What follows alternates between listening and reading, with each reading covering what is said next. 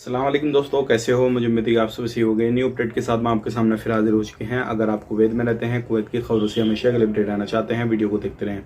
काफ़ी ज़्यादा इंपॉर्टेंट जानकारी मैं आपको देने वाला हूँ और आप लोगों को बताने वाला हूँ। इसमें ध्यान रखिएगा, अभी जो है आपको मालूम है तुर्की, सीरिया वगैरह में काफ़ी ज़्यादा भयानक भूकंप आए थे, लेकिन दोबारा से फिर जो है ये चीज़ें शुरू हो गई हैं। और भी बड़ी खबरें, गिरफ्तारी, चेकिंग वगैरह के हवाले से, कैमरे वगैरह यूज़ करते हैं तो उसके हवाले से भी हम बात करेंगे।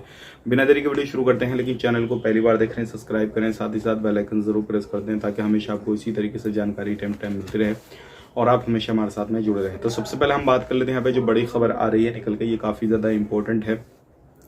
तुर्की सीरिया में जिस तरीके से पहले भूकंप आया था उसी तरीके से दोबारा से भूकंप आया है, जिसके अंदर 3 लोगों की दोबारा से मौत हुई है और इसमें लगभग 200 से ज़्यादा लोग जख्मी हुए हैं।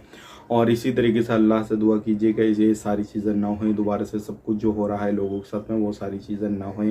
लोग बेघर हो रहे हैं, सारी चीज़ें हो रही हैं, तो ये बिल्कुल ना हों। बात कर लेते हैं अगली खबर की तरफ। जो अगली खबर आ रही है निकली, काफ़ी ज़्यादा इंपॉर्टेंट है। गल्फ रोड, कहीं पर भी आप ड्रोन जो है उड़ाते हैं, कैमरा वगैरह यूज़ करते हैं, तो ये बिल्कुल भी अभी परमिशन नहीं है। 1 मार्च तक आप ये काम नहीं कर सकते। अगर आप करते हैं तो आप पर एक्शन वगैरह लिया जा सकता है, इस चीज़ का ध्यान रखें।